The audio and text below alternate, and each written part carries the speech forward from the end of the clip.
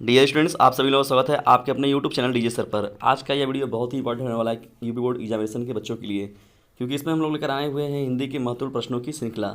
आइए देखते हैं वन लाइनर जो आपके क्वेश्चन आंसर होते हैं बहुत ही इंपॉर्टेंट होते हैं आपको, और आपको पूरा का पूरा नंबर देकर जाते हैं।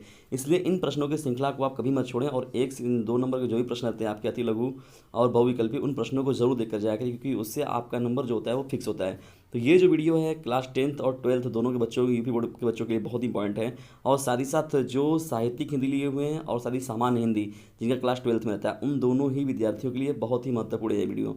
इसलिए वीडियो में अंत तक जरूर बने रहिएगा, क्योंकि देखिएगा इसमें से आपका कहीं ना कहीं क्वेश्चन फंसना ही फंसना है। ये सभी जो क्वेश्चन लिए गए हैं एकदम इंपॉर्टेंट है, मोस्ट इंपॉर्टेंट है, और नियमित रूप से आपके बोर्ड एग्जामिनेशन में पूछे जाने वाले प्रश्न हैं। इसलिए प्रश्नों की श्रृंखला में लास्ट तक जरूर बने रहिएगा। कोई ऐसा ना हो कि आप स्टार्टिंग तक तो देख लिए लेकिन लास्ट के आप एक दो क्वेश्चन छूट गए और वही क्वेश्चन आपके एग्जामिनेशन में पूछे गए। तो प्रश्नों की श्रृंखला में हम लोग का पहला जो प्रश्न है, भारतेंदु युग के दो प्रमुख लेखकों के नाम बताइए। तो देखिए, भारतेंदु युग की अगर बात किया जाए प्रमुख लेखकों के नाम, तो इसका जो उत्तर हो जाएगा भारतेंदु हरिश्चंद्र और प्रताप नारायण मिश्र। तो ये प्रमुख लेखक के नाम हो गए। और भारतेंदु युग जो नाम पढ़ा है ये भारतेंदु हरिश्चंद्र जी के नाम पर भी पढ़ा है, ये भी याद रखिएगा। तो भारतेंदु युग के दो प्रमुख लेखक कौन कौन हो गए? भारतेंदु हरिश्चंद्र और प्रताप नारायण मिश्र। चलिए आगे बढ़ते हैं और देखते हैं दूसरे प्रश्न को। दूसरा हम लोग का महत्वपूर्ण प्रश्न है, द्विवेदी युग के दो लेखकों के नाम लिखिए। तो देखिए, द्विवेदी युग के भी बहुत इंपॉर्टेंट रहता है, क्योंकि देखिए जितने भी हिंदी के महत्वपूर्ण जो विधा बांटी गई है, युग बांटे गए हैं, बहुत इंपॉर्टेंट रहता है।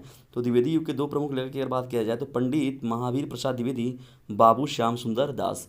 ये बहुत ही महत्वपूर्ण नाम है, और याद रखिएगा पंडित महावीर प्रसाद द्विवेदी जी के नाम पर भी देखा जाए तो द्विवेदी युग के बात की जाती है। और एक चीज़ और इम्पॉर्टेंट बात, बाबू श्याम सुंदर दास से भी रिलेटेड देखिए प्रश्न आपका नियमित रूप से एग्जामिनेशन में पूछा जाता है। बढ़ते हैं तीसरे प्रश्न की ओर। शुक्ल युग या छायावादी युग के दो लेखकों के नाम लिखिए। ये भाई बहुत ही इंपॉर्टेंट प्रश्न है। शुक्ल युग या छायावादी युग के दो लेखकों के नाम अगर बात किया जाए तो इसमें आपका जो आंसर हो जाएगा रामचंद्र शुक्ल और जयशंकर प्रसाद जो हैं, ये शुक्ल युग तथा छायावादी युग के दो लेखकों के प्रमुख नाम हैं।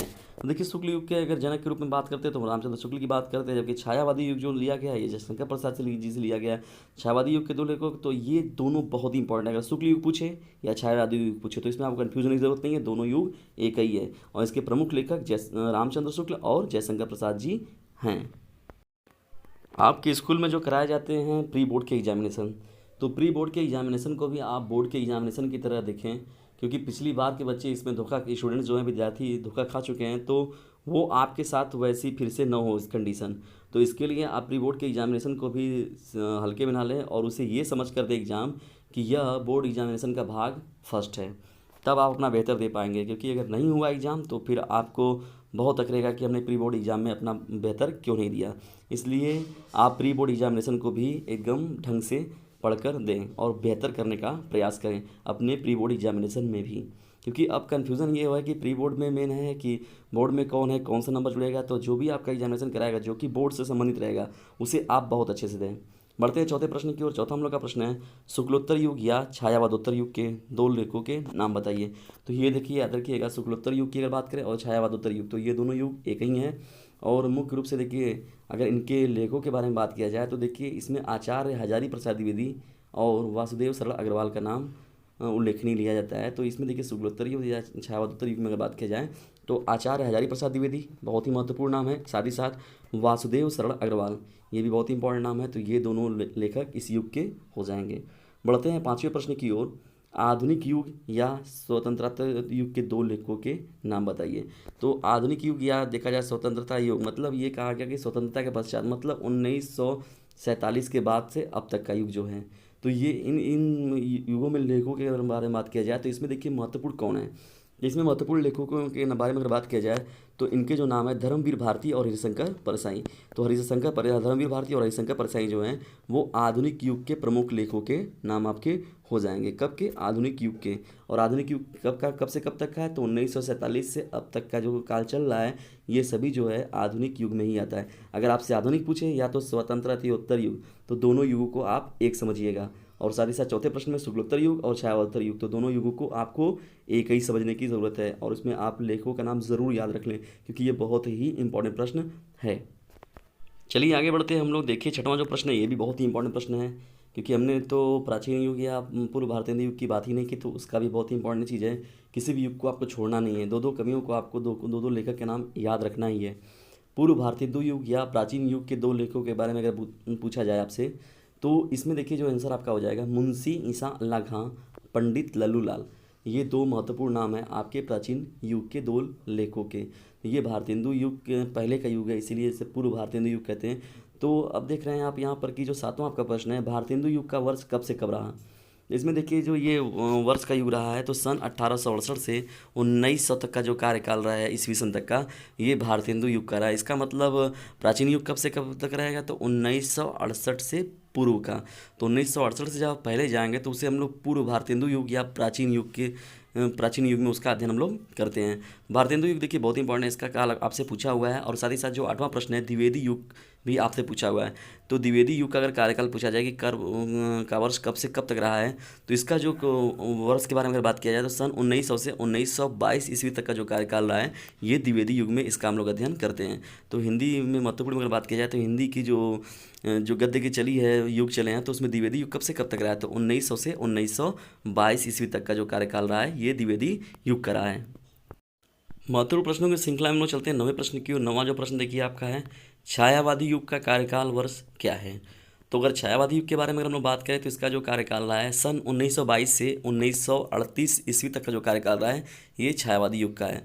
और साथ ही साथ एक बात और, छायावादी युग को हम लोग और क्या कहते हैं, शुक्ल युग। तो ये दोनों में आपको कन्फ्यूज़ बिल्कुल भी मत होइएगा।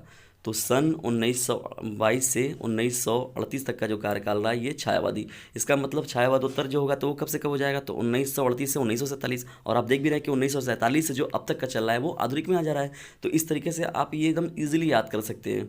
1868 से पूर्व की बात हो रही है, 1868 से फिर आप चल रहे हैं। तो ये 3 4 5 कार्यकाल, ये 10 वर्ष, कभी 20 वर्ष, कभी 22 वर्ष, कभी 25 वर्ष के रूप में ये बटा हुआ है युगों के रूप में। बहुत ही इंपॉर्टेंट श्रृंखला है यह। बढ़ते 10वें प्रश्नों की ओर। 10वां जो हम लोग का प्रश्न है, हिंदी गद्य के 2 नाटककार का नाम लिखिए। तो हिंदी गद्य के 2 महत्वपूर्ण नाटककार के बारे में अगर बात किया जाए तो जयशंकर प्रसाद जी का नाम सर्वोपरि इसमें आता है।